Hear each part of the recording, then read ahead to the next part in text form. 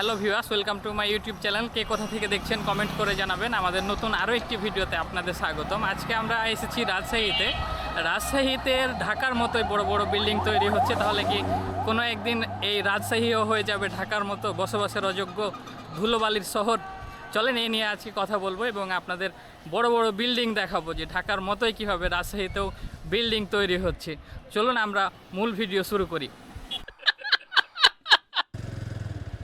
রাজশাহীকে বলা হয় green city, clean city. তবে রাজশাহীতে যে হারে ইদানিং বিল্ডিংগুলো হচ্ছে, এগুলো দেখে মনে হয় না যে রাজশাহী ক্লিন সিটি এবং গ্রিন সিটি থাকবে। কারণ ঢাকার আদলেই কিন্তু তৈরি হয়ে যাচ্ছে রাজশাহী। আপনারা দেখতে পাচ্ছেন যে চারদিকে কি বিল্ডিং আর বিল্ডিং। আমরা আছি এখন রাজশাহীতে শহীদ কামরুজ্জামান স্টেডিয়ামের পশ্চিম পাশে। এখানকার রাস্তাগুলো মূলত পুরোই ঢাকার আদলেই তৈরি হচ্ছে। দেখেন চারদিকে বড় বড় বিল্ডিং, চারদিক একদমই ঢাকার মতো হয়ে গেছে। তবে এখন নয়, সামনে কি তাহলে ঢাকার মতোই আমরা রাজশাহীতে জীবনযাপন করব? কি মনে হয় আপনাদের? একটু কমেন্ট করে জানাবেন। আর হ্যাঁ, বিল্ডিং না হয়েও কোনো উপায় নেই, কারণ দিন দিন মানুষ তো বাড়ছে। মানুষ বাড়ার সঙ্গে সঙ্গে তো বাসস্থান লাগবে। সেক্ষেত্রে অবশ্যই বিল্ডিং প্রয়োজন আছে। তবে এত বড় বড় বিল্ডিং হচ্ছে যা একদমই ঢাকার মতোই। যাই হোক দর্শক, আপনাদের কি মনে হয় একটু কমেন্ট করে জানাবেন যে আসলে কি ঢাকার মতো হয়ে যাচ্ছে রাজশাহী? যদিও রাজশাহী সারা দেশের মধ্যে এক অন্যতম শহর, ক্লিন সিটি, এবং এখানে ধুলোবালি কম থাকে। সিটি মেয়রের আলাদা এক নজর আছে এই রাজশাহীর ওপর, এই ক্ষেত্রে কোনো সন্দেহ নাই। তবে এটা তো কিছু করার নাই, কারণ দিনে দিনে শহর হবেই। আর বেশি বাসা বাড়ি বিল্ডিং হয়ে যাওয়ার কারণেই কিন্তু বৃষ্টিপাত কমে যায় এবং বিভিন্ন সমস্যার সম্মুখীন হয় আপনার মানব জীবন।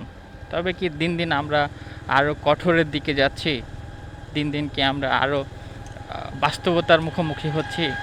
বৃষ্টি কমে যাচ্ছে, প্রচণ্ড তাপমাত্রা বাড়ছে। আমি কয়েকদিন আগে একটি মাঠে গিয়েছিলাম, সেটি ছিল চাঁপাইনবাবগঞ্জের একটি কি বলবো তীরবর্তী ইউনিয়ন। আপনাদেরকে দেখিয়েছিলাম যে কতটা বৃষ্টি না হলে একটা মাটি এইভাবে ফেটে যায়, আপনাদের ভিডিও দেখিয়েছিলাম। আর আজকে আপনাদের শহরের কিছু চিত্র দেখাচ্ছি যে কি অবস্থা। তবে দিন দিন যেমন মানুষ বাড়ছে তেমন বাড়িঘর বাড়াতে হবে, এটা স্বাভাবিক। কিন্তু মানুষ তো এখন ওইভাবে আর নিজে থাকার জন্য বাড়িঘর করতেছে না।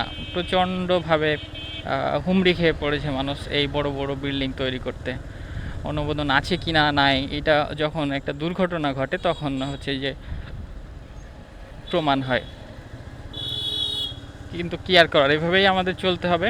আপনাদের কি মনে হয় দর্শক, যে এভাবে বাড়িঘর দিন দিন বেড়ে যাওয়ার কারণে ইলেকট্রিসিটি বিভিন্নভাবে আমরা ইলেকট্রিক নির্ভর হয়ে পড়ছি, বিদ্যুৎ নির্ভর হয়ে পড়ছি, এক্ষেত্রে প্রাকৃতিক যে সৌন্দর্য এটি কি দিন দিন হারিয়ে যাবে? কি মনে হয় দর্শক আপনাদের? আর আমার তো মনে হয় যে এই ইট পাথরের দেয়াল, ইট পাথরের শহর, এই শহর হওয়ার জন্যই মূলত আমরা বৃষ্টিহীন হয়ে পড়ছি। দেখেন, আজ থেকে 10 বছর আগে কিন্তু প্রচুর বন্যা হতো, চারদিকে বন্যার পানিতে থই থই করতো। সেই চিত্র কিন্তু আর এখন দেখা যায় না, কারণ আমরা অনেকভাবে এটি বন্ধ করে দিয়েছি।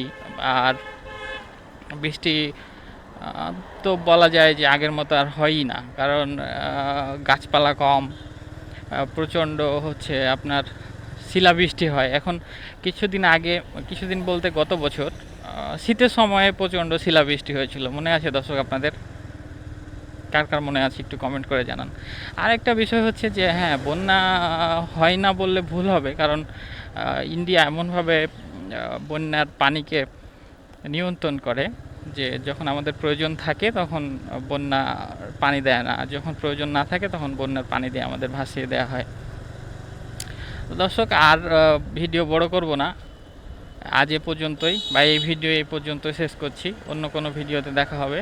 শেষ পর্যন্ত ভালো থাকবেন, সুস্থ থাকবেন, আর আমাদের সঙ্গেই থাকবেন। আরেকটি কথা, যে কি মনে হয় আপনার এই বড় বড় বিল্ডিং, বড় বড় দেয়াল, বড় বড় প্রকল্প, এছাড়াও যে আপনার বিভিন্নভাবে আমরা ইলেকট্রিসিটি নির্ভর, এই জন্যই কি বৃষ্টি কমে যাচ্ছে? আমি যখন ছোট ছিলাম তখন দেখেছি যে প্রচণ্ড বৃষ্টি হতো। এখন আর সে ধরনের বৃষ্টির দেখা পায় না। তো যাই হোক দর্শক, ভালো থাকবেন, সুস্থ থাকবেন, আর আমাদের সঙ্গেই থাকবেন, আমাদের ভিডিও নিয়মিত দেখবেন, লাইক কমেন্ট শেয়ার করবেন। ধন্যবাদ, tata, till then take care, good by.